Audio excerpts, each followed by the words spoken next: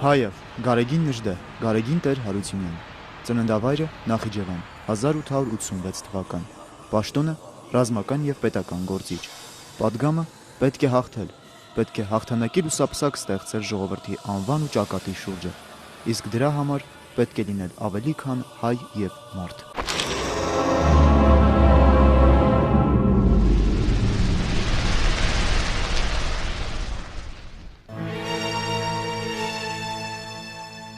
Գարեգին Նժդե, հայոց պատմության հոլովույթում մեր նվիրական անունների շարքում իբրև գաղափարական և կազմակերպական հերոս առաջնորդ վեր է հառնում նրա կերպարը։ Նժդեհը մեր պատմության այն եզակի դեմքերից է, ում մեջ ներդաշնակորեն միաձուլվել են զինվորականն ու մտածողը, ազգային բարոյախոսն ու քաղաքական գործիչը, և ով իր հայրենանվեր կյանքով դասվում է հայոց մեծերի շարքը։ Նա 20-րդ դարասկզբի այն անձանցից է, ովքեր պատմություն կերտեցին իրենց պետական մտածողությամբ ու հայրենիքի սիրո անվերապահ նվիրումով։ Ռազմական հմուտ գործիչը հայոց նոր ռազմահոգեբանության հիմնադիրը դարձավ։ Գարեգին Նժդեհը, նույն ինքը Գարեգին Տեր Հարությունյանը, ծնվել է 1886 թվականի հունվարի 1-ին Նախիջևանի Գավառի Կծնուտ գյուղում։ Մանուկ հասակում կորցնում է քահանա հորը, և 4 երեխաները մնում են մոր խնամքին։ Նա սովորել է գյուղի ծխական դպրոցում, Թիֆլիսի ռուսական գիմնազիայում, 2 տարի ուսանել Պետերբուրգի համալսարանի իրավաբանական բաժնում։ Զինվորական կրթություն է ստացել Սոֆիայի պետական ռազմական ուսումնարանում։ Այստեղ նա տպագրվում էր թերթերում և գրքույկներ լույս ընծայում։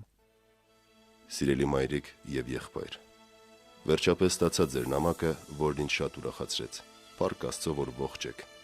Ես էլ եմ ողջ առողջ։ Սիրելի մայր, որքան ուրախ եմ, որ դու ինձ այսքան տխուր ու տրտում ես ծնել։ Ինձ կնքած քահանան շատ է սխալվել, որ անունս Դարդունի չի դրել։ Լևոն ջան, շուտով լույս պիտի տեսնեն իմ բանաստեղծությունները, թվով 70, որոնց մի մասը գրել եմ Սոֆիայի ազատ մթնոլորտում։ Ես Սպայից դպրոցում եմ, որտեղ ուսանողները սովորում են միայն 1 տարի, սովորում եմ դաշնակցության հաշվին։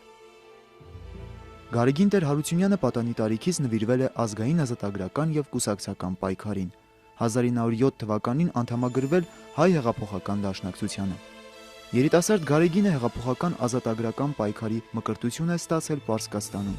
որտեղից 1908 թվականին գրած նամակներից մեկում առաջին անգամ նշվում է Գարեգին Տեր Հարությունյանի Նժդեհ պանդուխտ օտարական մականունը։ Եղբորը Լևոնին ուղղված նամակներից մեկում Նժդեհը գրում է. Սիրելի Լևոն,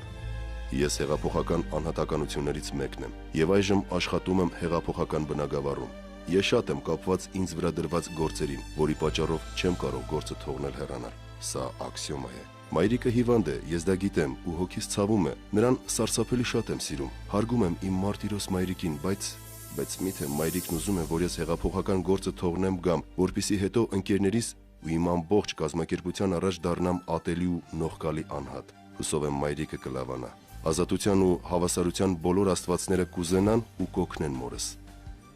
Նա իր ողջ կյանքում,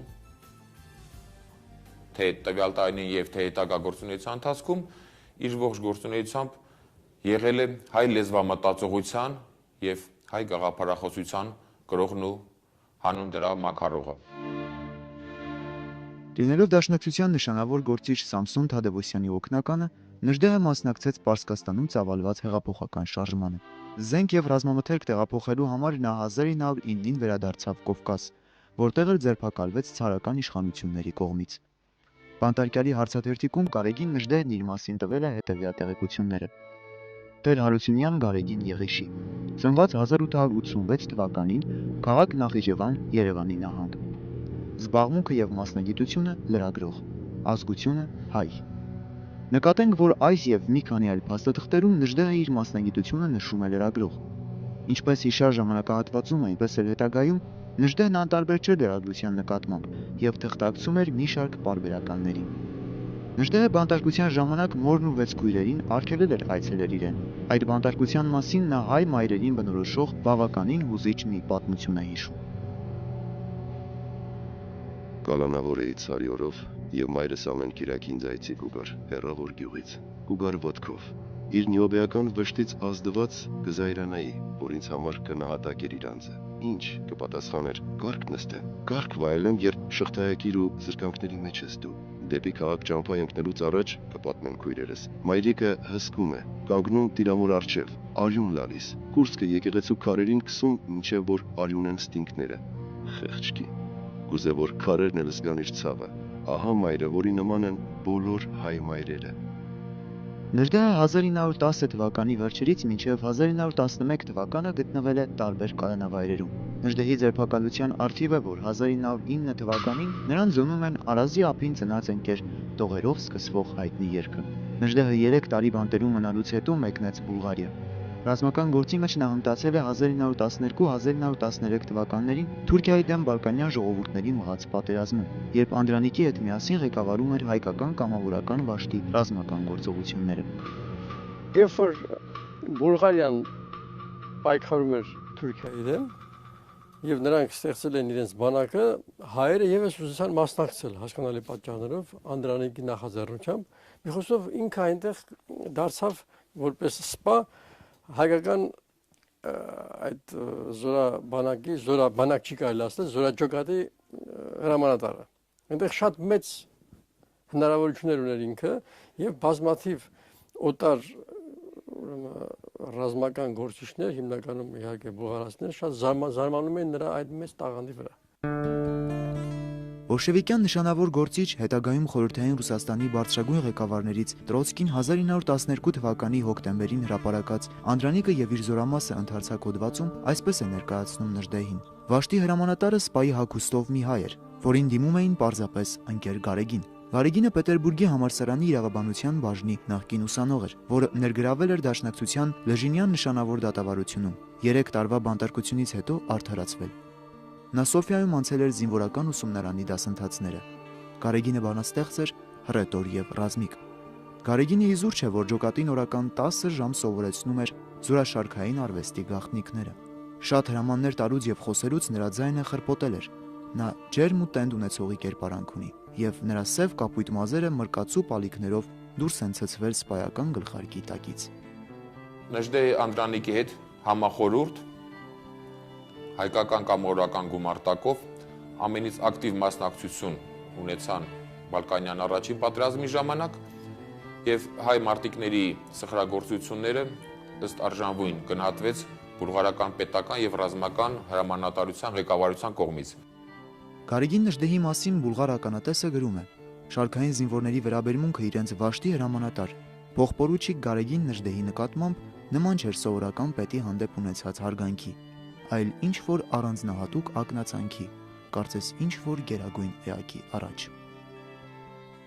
1913 թվականին Գարեգին Նժդեհը Սոֆիայում նշանվեց Եփիմե Սուքասյանի հետ, որից հետո մեկնում է Ռումինիա, ապա 1914-ին Անդրանիկի եւ բազմաթիվ կամավորականների հետ Բուլղարիայից գալիս է Թիֆլիս։ Այս ընթացքում կնոջը Եփիմե Սուքասյանին Նժդեհը գրում է. Սիրելի Էփեմիա, այո, մեր աշխարհն այսպեսին է։ Ուզում ես թրջել վեր, ավելի վեր, հեռու, դեպի արևը, բայց այս անխիղճ աշխարհը ջարդում է թևերդ ու ձեռքերդ եւ ստիպում է սողալ։ Ուզում ես ազատ լինես, Աստծո ստեղծած աշխարհին նայես ազատ, բայց այդ անսիրտ աշխարհը քո վրա ծանր լուծ է դնում, վերածում է ստրուկի եւ ստիպում է սողալ։ Ախ, այդ անսիրտ ու անաստված աշխարհը։ Որքան որ ատում եմ այս աշխարհը, նույնքան սիրում եմ քեզ։ Սիրում եմ քեզ ավելի, քան արծիվը բարձր ժայռերը։ Հոգիս, երբ կմեռնեմ, դու հագիր սքոզ գեստ, այցի եկ ինձ, գտիր գերեզմանս եւ լաց գերեզմանիս վրա։ Երբ ես մեռնեմ, դու շատ մի մնա այս մռայլ աշխարհում։ Համբուրում եմ քեզ, քո եղբայր Նժդեհ։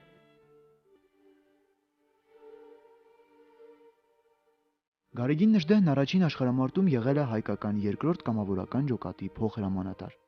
1915-16 թվականներին նա աչքի է ընկել մի շարք կռիվներում ու արշավանքներում։ 1915 թվականի մայիսին մասնակցել է Վանի ժամանակավոր ազատագրմանը։ Հովհաննես Դևեչյանը վկայում է, որ Նժդեհն այդ շրջանում զբաղված էր նաև կամավորական ջոկատներ կազմելու դժվարին գործով։ Ալեքսանդրապոլի ամրոցային գումարտակում ծառայելիս գրում է ականատեսը. երբ Ռուսաստան գնացող զորքը թալանում էր Բերդի արսենալը, հայ զինվորական միությունը, որի նախագահն Ամասիա Սուքասյանն էր, երկար տանջվում էր Բերդի փրկության ճամփան գտնելու համար։ Նժդեհին կարգադրվեց Բերդը գրավել ռուսներից։ Նժդեհը 3 ժամում հավաքեց մոտ 60 ամեն տեսակի ու հագուստի ուսանողների եւ բոլորովին անաղմուկ գրավեց Բերդը։ Երբ սկսվեց առաջին համաշխարհային պատերազմը եւ Կովկասահայության շրջանում կազմակերպվեցին կամավորական գնդեր, Նժդեհը նույնպես ակտիվ մասնակցություն ունեցավ կամավորական շարժման եւ դրոյի ղեկավարած գնդում, կամավորական գնդում փոխհրամանատարներ։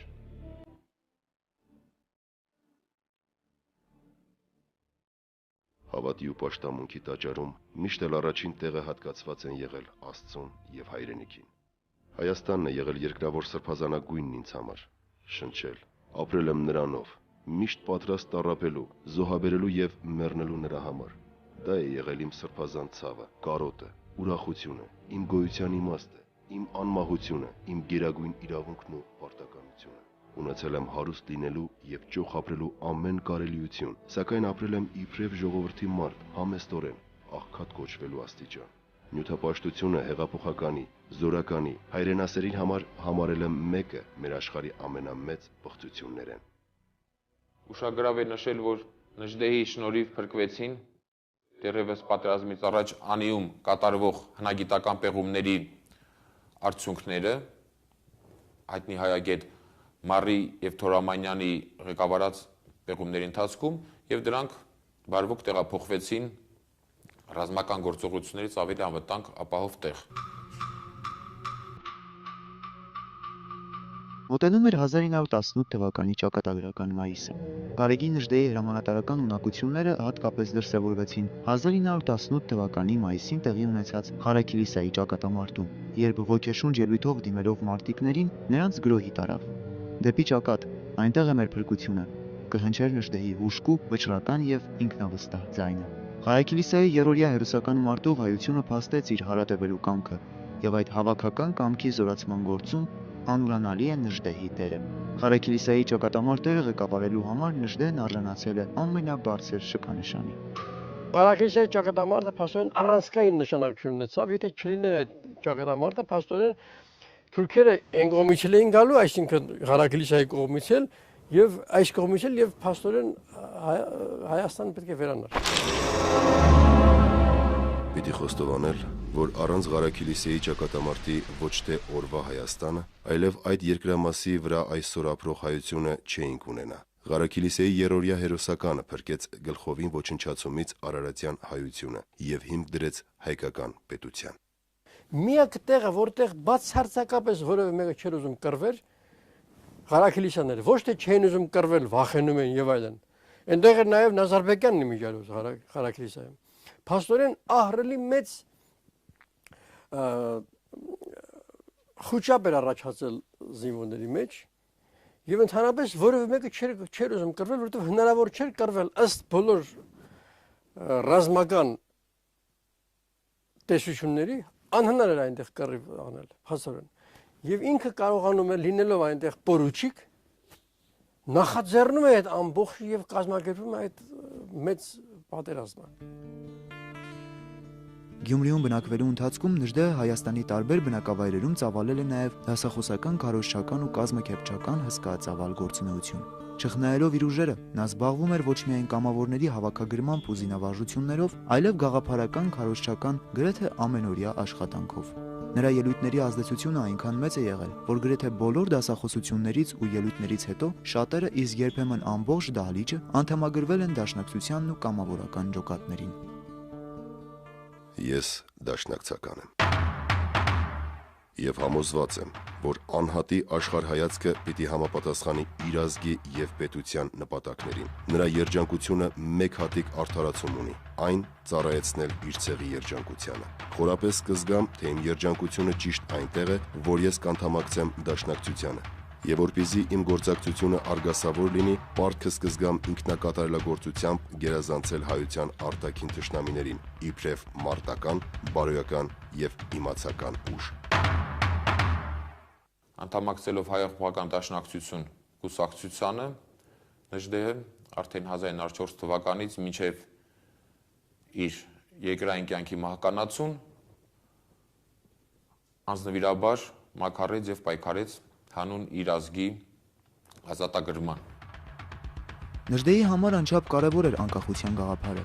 ըստ Նժդեհի մայիսի 28-ը ոչ թե սովորական նվեր է մեծ ազգերի կողմից մեր ժողովրդին, այլև նվաճում այն մեծ, այն եզակի ազատամարտի, որի նմանը չունի ազգերի տարեգրությունը։ Այդ օրը միայն ես հասկացա, որ մի պետության բարոյական բովանդակ մեծությունը կամ ոչնչությունը կարելի է կարդալ նրա քաղաքացիներից մեկի հայացքի վրա, մեկի աչքերի մեջ, եզրափակում է իր խոսքը Գարեգին Նժդեհը։ Հայաստանի Հանրապետության հռչակումից հետո 1918 թվականի վերջին Նժդեհը Հայաստանի կառավարության կողմից նշանակվում է Նախիջևանի գավառապետ, իսկ 1919 թվականի օգոստոսից Կապանի, Արևելքի եւ Գողթանի Կապարգողթի ընդհանուր հրամանատար։ Նժդեհը փաստորեն դարձավ ամբողջ Զանգեզուրի, Սյունիքի ինքնապաշտպանության կազմակերպիչ ու ղեկավար, որտեղ էլ ցուցաբերեց զորավարական տաղանդ եւ պետական գործչի բարձր կարողություններ։ Նա շարունակեց ու զարգացրեց իր նախորդների Անդրանիկի եւ Արսեն Շահմազյանի սկսած գործը ռազմաքաղաքական բարդ ու ծանր պայմաններում։ 1919 թվականի սեպտեմբերի 10-ին Նժդեհն արձակում է իր առաջին հրամանը։ Այսօրվանից ստանձնում եմ Ղափան, Գենուազ, Գողթան միացյալ ուժերի հրամանատարությունը։ Ընծմին հրամայում եմ բոլոր պաշտոնական գործերով դիմել ինձ։ Զորամասի շտաբը գտնվում է Հանքերում, ուր բոլոր ռազմաշտաբների պետերը պետք է ուղարկեն իրենց հաղորդագրությունները։ Ոչ ուշ քան ամսոյ 12-ի ժամը 16-ը տեղեկացնել զինվորների հրացանների, ինչ սիստեմի լինելու, փամփուշտների քանակի մասին։ Ղափան, Գենուազ, Գողթան միացյալ ռազմական ուժերի ընդհանուր հրամանատար Նժդեհ։ Զանգեզուրի պայքարը փաստորեն նրա այդ ինքնավարությունը, ինքնավար պայքարը փաստորեն եղավ Հայաստանի Հանրապետության պահպանման միակ առանցքը։ Ինչի համար? Որովհետև ռուս-թուրքական ալյանսը, Լենին-Աթաթուրք, ուրեմն նրանք փաստորեն ամեն ինչ անում էին, որպեսզի Զանգեզուրը հանձնեին Ադրբեջանին եւ պարտադրել են Հայաստանի կառավարությանը, Հայաստանի Հանրապետության կառավարությանը, որպեսզի նա Զանգեզուրը հանձնեն։ Իբր թե ռուսներն են հանձնում, բայց հասկանալի է։ Եվ ինքը փաստորեն կանգնեց եւ ասաց ես չեմ ենթարկվում։ Եվ կարողացավ նորից անելանելի վիճակում նա կարողացավ պաշտպանել դա։ Զանգեզուրը իր աշխարհագրական դիրքով Ղարաբաղը եւ Նախիջևանը միմյանց կապելով ապահովում էր Հայաստանի Հանրապետության ինքնիշխանությունը, իսկ Ադրբեջանը Զանգեզուրին տիրելու դեպքում Նախիջևանի վրայով ուղղակից համակային կապ կունենար Թուրքիայի հետ եւ կստանար համաթուրքական ծավալապաշտական ծրագրերի իրականացման հնարավորություն։ Միաժամանակ Հայաստանը 4 կողմից կընկներ թուրքական երկրների շրջափակման մեջ։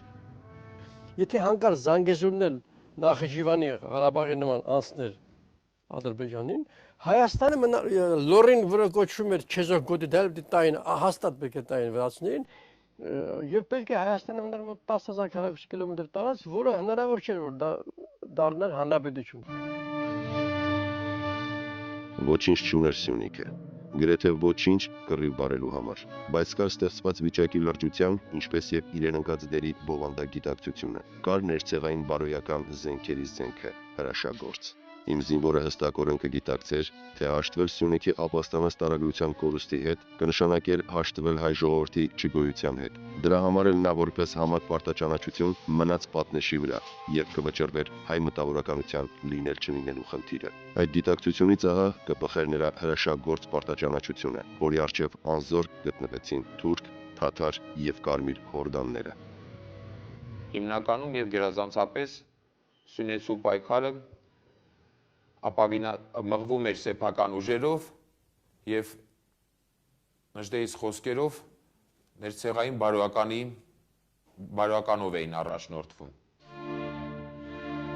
Զանգեզուրի ժողովուրդը կենաց եւ մահու պայքարի կանգնեց Մուսավաթական Ադրբեջանի նվաճողական ծրագիրը խափանելու համար։ Մուսավաթական Ադրբեջանի քաղաքականությունը անփոփոխ ժառանգեց խորհրդային Ադրբեջանը, թիկունքում ունենալով խորհրդային Ռուսաստանի նրա 11-րդ կարմիր բանակի օժանդակությունը։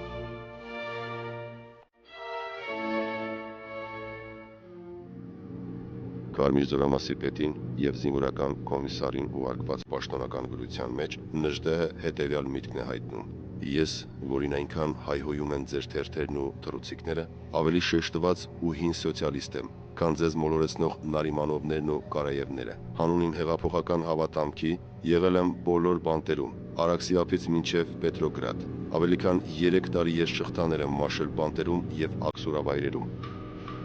Գարեգին Նժդեհի կազմակերպած հերոսական պաշտպանությունը ձախողեց թշնամու ձգտումները։ Համեմատաբար փոքրաթիվ ուժերով նա կարողացավ ջախջախիչ հարվածներ հասցնել խորհրդային միացյալ ուժերին։ նրանց պատճառելով մեծ կորուստներ։ Հայաստանի խորհրդայնացումից հետո Զանգեզուր Սյունիքի ինքնապաշտպանության համար ստեղծվեց նոր իրադրություն։ Նժդեհը խորհրդային կողմի զինաթափման եւ երկրամասի խորհրդայնացման առաջարկությանը հակադրում էր իր պահանջները, որպեսզի բխում էին հայ ժողովրդի ազգային շահերից։ Խուսափելով քաղաքացիական պատերազմի բորբոքումից եւ համոզված լինելով, որ Զանգեզուրն այլևս Հայաստանի մաս էր, Նժդեհը 1921 թվականի կեսերին դադարեց պայքարը եւ հեռացավ արտասահման։ Նույն թվականին Թավրիզում տարակարծության արդյունքում Նժդեհի դեմ կուսակցական դատը սկսվեց, որտեղ որոշ կուսակցական գործիչներ նրա ռազմական գործունեությունը Լեռնահայաստանի անկման պատճառ համարեցին։ Այդ եւ այլ մեղադրանքներով Նժդեհը հեռացվեց Դաշնակցության շարքերից, որը սակայն չհաստատվեց կուսակցության հերթական ընդհանուր ժողովի համագումարի կողմից։ Այս հանգամանքը, որ կուսակցական ներքին գործունեությանը հարիր էր եւ այդտեղ ոչ մի արտարոց բան չկար, շատ քաղաքական գործիչների կողմից բազմիցս անհիմն ձևով շահարկվել է։ Այդուհանդերձ պատմությունը ապացուցեց, որ Նժդեհը իր գաղափարակից ընկերների եւ Լեռնահայաստանի խիզախ բնակչության հետ միասին փրկեց Զանգեզուրը, ապահովելով նրա միացումը Հայաստանին։ Նժդեհը Սյունիքում հանդես եկավ ոչ թե սոսկ որպես ռազմական հրամանատար, ոչ թե որպես սպա, այլ գաղափարահաղորդ, ոգեշնչող առաջնորդ։ Հետագայում 1937 թվականին Սոֆիայում տպագրվեց Գարեգին Նժդեհի «Իմ պատասխանը» գիրքը, որում մասնավորապես կարդում ենք. Հայոց պատմության ամենապատասխանատու մեկ վայրկյանին, երբ թուրքն ու բոլշևիզմը կդավեին մեր ցեղի գոյության դեմ, դա հերոսական Սյունիքը, որպես հեքիաթային տիտան, իր մի բազուկը պահեց իր լեռների վրա թշնամու դեմ, իսկ մյուսը նախախնամաբար երկարեց Արաքսի վրա, որ Արարատյան դաշտից փոկված բազմահազար մտավորական եւ մարտական ընտրանին անվնաս ու անաղետ անցնի Պարսկաստան։ Այսպես այն կորովի դիմադրությունը, որին Կարմիր բանակը չէր հանդիպած Ռուսաստանում, տեսավ մեր լեռնաշխարհում, ու նա տասնյակ հազարներով սպանվածներ, գերիներ ու մեծաքանակ ռազմական ավարտ թողեց։ 1922 թվականին Սյունյաց արծիվը Գարեգին Նժդեհը բռնելով տարագրության ուղին մեկնեց Բուլղարիա։ Նժդեհը հեռացավ Հայաստանից, հայրենիքի կարոտը սրտում, թողնելով իր տապանագիրը՝ անցորդ, կանգ առ, կանգ անցորդ, այս անհայտ հողաթմբի առջև, որում ինձ տրված չէ հանգչել։ Գերեզման են ուզում մեռելները, անցորդ, ահ, երանի հայրենի հողում, հողի քնով քնած երջանիկներին երիցս երանի։ Հանգիստ են ուզում մեռելներն անթաղ, անգերեզման, եւ պիտի հանգչեն, այնժամ պիտի հանգչեմ եւ ես, երբ հայոց աշխարհի երեք հսկաները՝ Մասիս, Նեմրուդ եւ Սիփան իրար ձայն տան, կանչեն ցնցագին։ Հեյ հեյ, էլի հայունն ենք, էլի հայ, էլի Հայաստան։